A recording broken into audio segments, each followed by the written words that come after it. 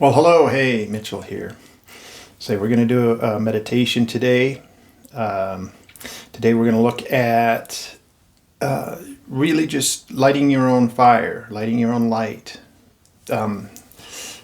being the light. And I've done several meditations where we really looked at being the light and how to and used light in our meditation, and we're going to do that today, but we're going to take it to kind of a different next level. Okay, so before we even get started, again, I really highly recommend fully engaging the body. So we want to put the body into the meditative state first, because the body itself is the anchor for all of what we are. Okay, we are we tend to think that this is where the meditation and experience and intelligence comes from, but it's everything. It's the body, it's the mind, and together we expand through the body and the mind into our greater selves, which is the non-physical portion. And that non-physical portion is by far the greatest piece of who we are, and like 99%. Okay, and it is very, very powerful. I mean, it's that non-physical piece that this physical piece is condensed down from. So the vibration extends out and back in through this physical piece. So when we unite the mind and the body, that's putting together our entire physical piece so that it unites, it becomes an antenna. It becomes that place where the vibration is strongest. So we are going to start with the vagal toning. Okay, so what we're going to do is we're going to press our hands together very strongly while holding our breath on an exhale. So we're going to do the inhale, exhale through the nose only. Tongue is at the roof of the mouth, and our eyes are going to be gazing forward while actively engaging our peripheral vision so that we can see as wide as we possibly can. So we're going to activate this nerve that pops out at the roof of the mouth, the nerve that pops out behind the eyes, and then this nerve as it comes down the front. And when we engage all of that, we begin to send signals to the brain that the body is safe. The body is in a place of comfort and rest and calm. So we get the body sending this signal through waves of electric stimuli and chemicals up to the brain. So the brain says, "Oh, everything's okay down here," because the brain's number one job is not to think, it's to keep the body safe. Okay, so we're going to put the brain at ease first by putting the body at ease, and then the brain goes, "Oh, well, there's nothing to do down there, so I guess I can also relax." And in fact, it also is a signal to move from the amygdala up into the hippocampus, up into the prefrontals, so that your intelligence rises and you're in a place of observe and respond rather than react. So I'm kind of putting all this out there. I've seen a lot of people say, "Oh, we're entering a time where, politically right now it's, I don't even know, March 10th, where things are getting kind of crazy, and we're not sure what's happening, and there can be If you're focusing on what's going on in the world out there too strongly, you can go into the energy of what's happening, which is pretty frenetic. It's chaotic. It's really trying to perpetuate fear, very very intentionally trying to perpetuate fear. And what we want to do is just the opposite. So I've heard a lot of folks on channels that are trying to be helpful say, hey, if you do self-care. And some of the suggestions have been, if you need to indulge or binge on comfort foods, go for it. And you know what? What we're doing then is we're keeping the body in a cycle of stress and anxiety. Because when you are doing maybe binging, you're activating a place, you're activating your cortisol, your adrenaline, and also dopamine. Okay, so it's addictive. You get this dopamine hit because you just binged, and then you get this guilt, and you perpetuate a cycle that isn't healthy. And what we're actually being called to do at this time is to implement new and healthier and productive patterns, and rather than just going straight to the old, doing what the old behaviors have had you do in the past. So it's like, hey, I signed up for a marathon, and so I'm going to sit back and eat chocolate cake because I need all this extra energy. You know what? That's not training for the marathon. Yes, you will need energy, but let's get the energy where it needs to be, like in the muscle groups, in the legs, in the lungs, in the heart, rather than just storing up extra. Because once you get going, it's going to be a liability and not an asset. Okay. Sorry, I do tend to get distracted, and I apologize. There just seems to be so much that needs to be covered. So we're going to do this meditation. We're going to do this ventral vagal toning. And so we're going to push our hands together very strongly after we've fully exhaled. And we're going to hold our exhale, hold our breath on the exhale. And you'll notice that you can only hold your exhale breath maybe 30 seconds, okay?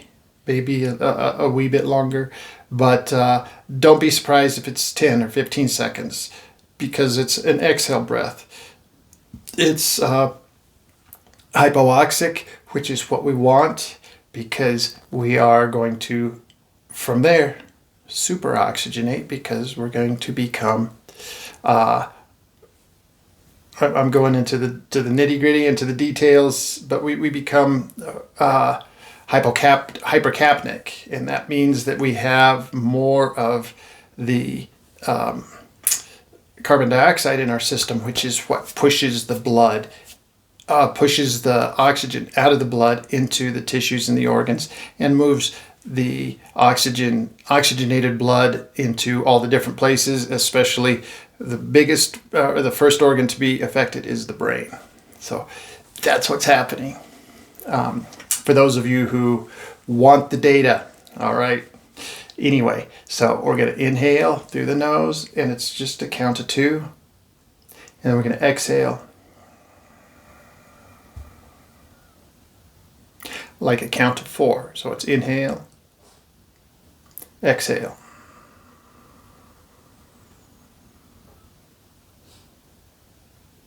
Inhale, exhale.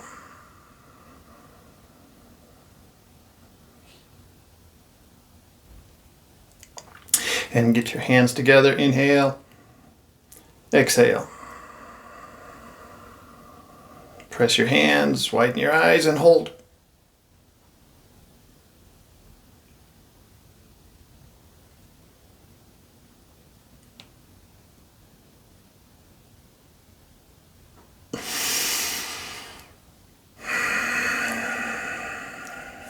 So we're only breathing in and out through the nose. So upon the inhale, it's just hold your breath until you can recover through only a nose breath rather than having to suck in air through the mouth. And so another couple rounds of just regular breathing, and we're going to put our hands together and eyes wide, exhale, and hold.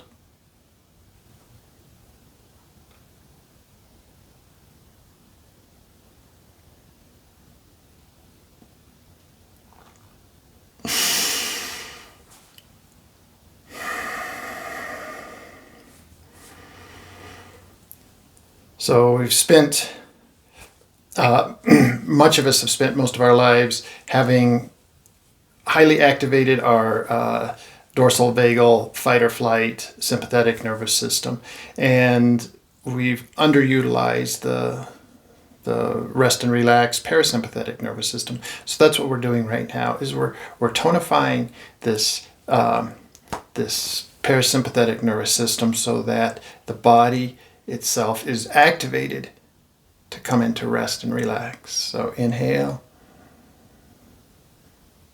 exhale, press the hands together and hold.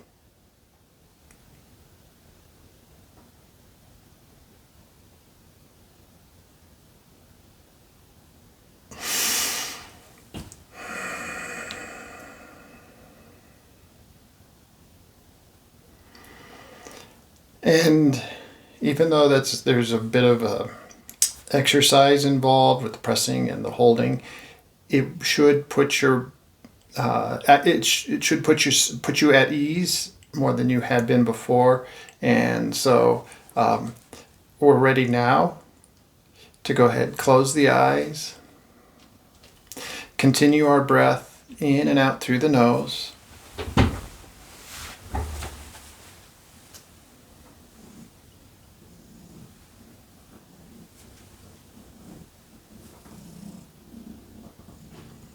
And bring your attention, your focus, with your breath into the diaphragm area.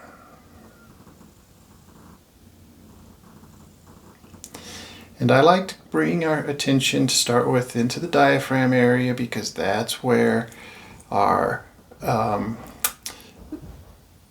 we can affect a deeper calm. And when you become very aware of the diaphragm, it's stroking that ventral vagal nerve, further pushing you into parasympathetic or safety, which then, of course, further relaxes the mind. And so notice that you can bring focus here. You can focus all around. A lot of us maybe have thought that our focus had to stay on thoughts and concerns and worries, but we can bring our focus inside, and consciousness follows focus.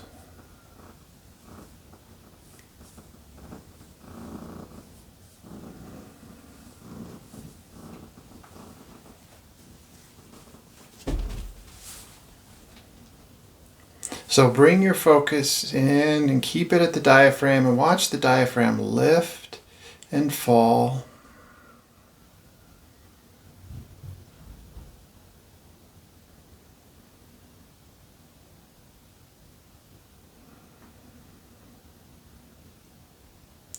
And then what I like to do is imagine inside myself a container that spans from the top of my hip bones all the way to my clavicles.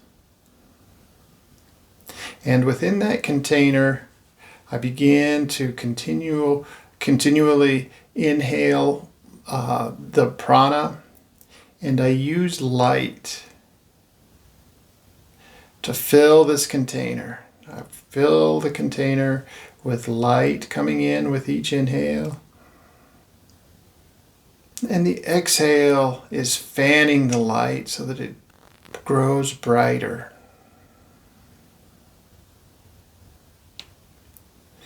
And what we're doing is we're charging up our internal battery. Our power center is right here at the solar plexus. And so by putting our light here, we really supercharge our chakra system. And also within this space, we have the second chakra, which is creativity or procreation. And then we have our heart center. And our heart center is where we connect more deeply with the earth and all those that are around us. And we can either use our heart to reflect what's going on around outside of us, or in a more complex way, we feel from deep inside what it is that we truly, truly want. Or, maybe better put, we reflect what it is that we came here to offer. So, after we've brought light and energy into our battery, into our solar plexus, we allow that to expand out. And so the container has these three elements: this procreation, this ability to amplify whatever we do, and that's that second chakra, and then our heart chakra, which is our voice for the change that we wish to see in the world. And that change is the change that we feel within, that we brought with us. And so by uniting these three light centers, by first pumping up this, the solar plexus, which is the sun, with as much light as we possibly can. Then we plug that into the replicator chakra, our second chakra, and then we unite these three with the heart chakra, and we send light back out into the world, almost in an amplified fashion.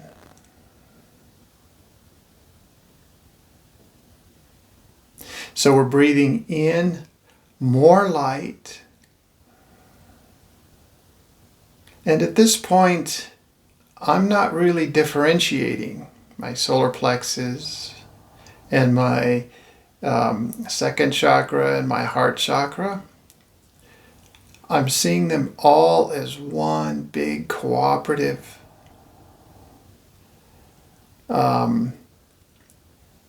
amplified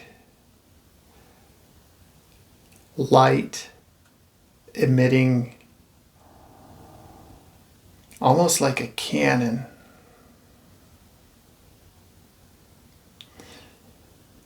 But the cannon never stops. It just keeps pouring light out. So with each inhale, I'm filling the interior with light, and then with each exhale, this light is coming out, and first it's wrapping around the space right around my body, and then as that space, my auric field, becomes totally filled, it continues on out.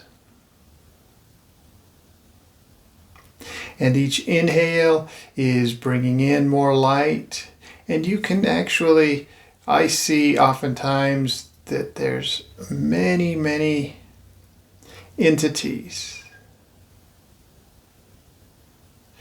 that are joining me and observing and excited and participating in this. And so as you're inhaling more light,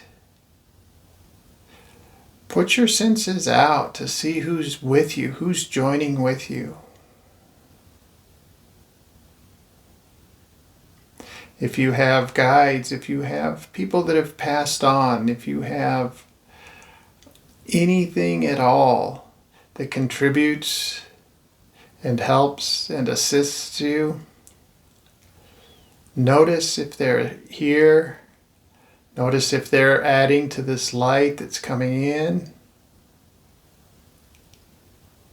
And also notice how this light is being amplified and where and how it's being emitted.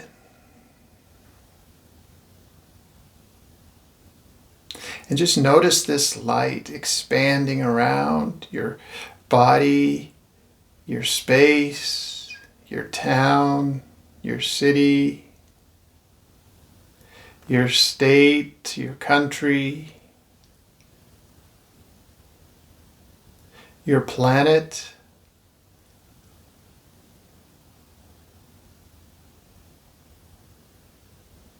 your solar system,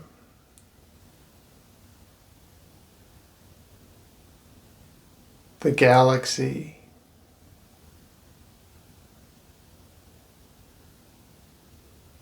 and maybe even the universe.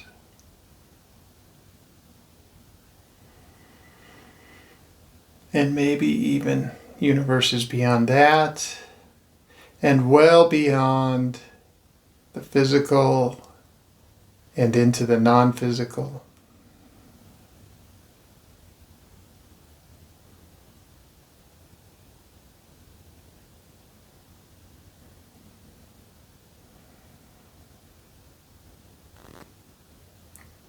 And so continue, you're only breathing in and out through the nose, and not deep breaths, just a light inhale, and holding your exhale a little longer than the inhale.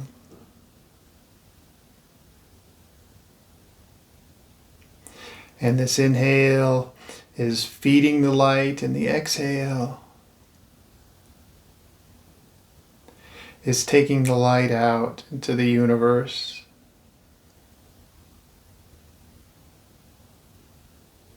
And the pause from the inhale to the exhale, that light is amplified. And on that pause from the full exhale back to the inhale, you may notice a surge.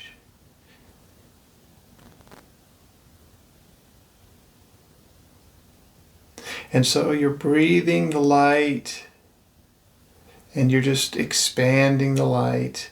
And you as a physical entity is barely discernible at this point,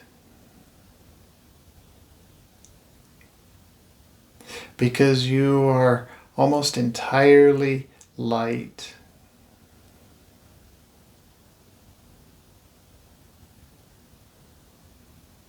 And this light is infused with all the heart energy, with love, with kindness, with gratitude, with generosity. And generosity is so easy at this place because it's just a flow. There's not a sense of giving, it's a sense of incorporating.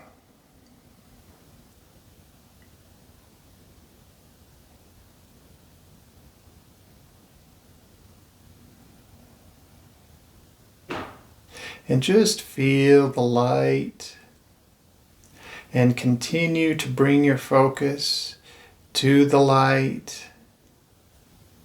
Notice that it sometimes flows back, your focus flows back into the source of the light, or maybe not the source, but the origin, the point at which you are sourced, and then it flows way out.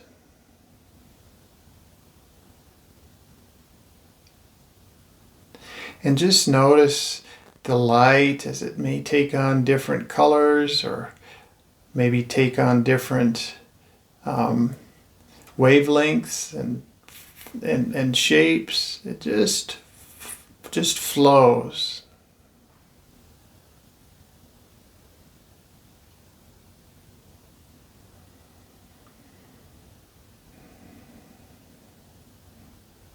And know that you're doing just this. You're sending light in and around your space. It's the highest work you can do.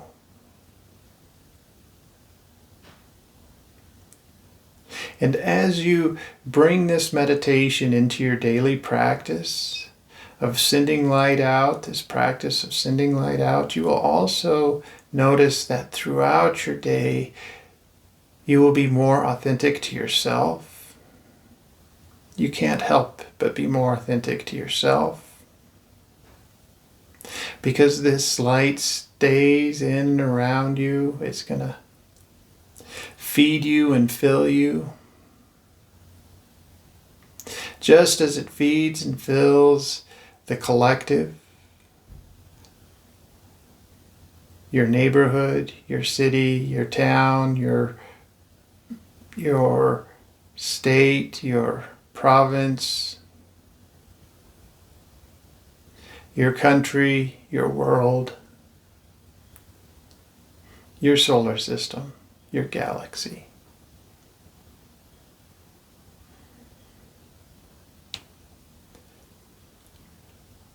And those that are in immediate proximity to you, they have less of an influence. And you may notice also, and that would be a negative influence, and you may notice also that whatever the chatter is on the news or the media, it too will have less of an impact, because it's harder for darkness to penetrate light, because light penetrates darkness.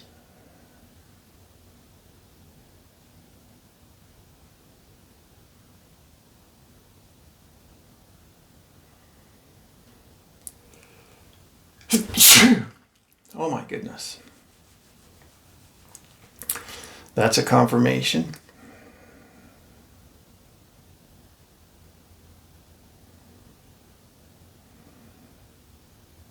And so, as you're ready, bring your focus back into the heart center, the solar plexus. The solar plexus, creative chakra, heart chakra complex.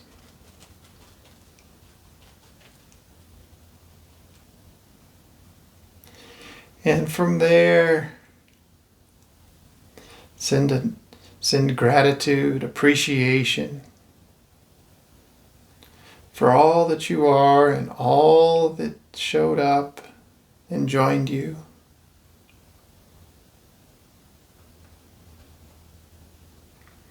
And gently, gently, keeping a huge piece of your focus still in the center of your body, in your, wherever you want to keep it, the solar plexus or your heart center.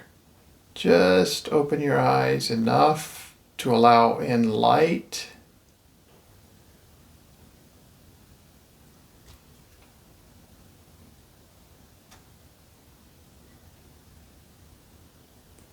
And refrain as best you can from naming or labeling what you see. Just see it as light and maybe energy. And come fully back into the space.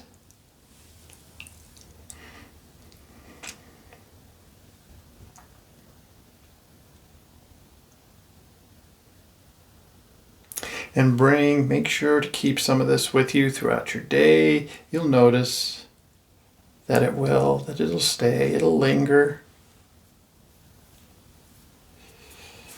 What we're doing here is we're putting the actual light chemicals are flooding our body as we do this. And we're replacing the cortisols, the adrenalines, these chemicals of anxiety and anxiousness. And we're displacing it with the endorphins, the serotonins, the feelings of safety, of calm. And we're keeping that residue throughout the body, that light.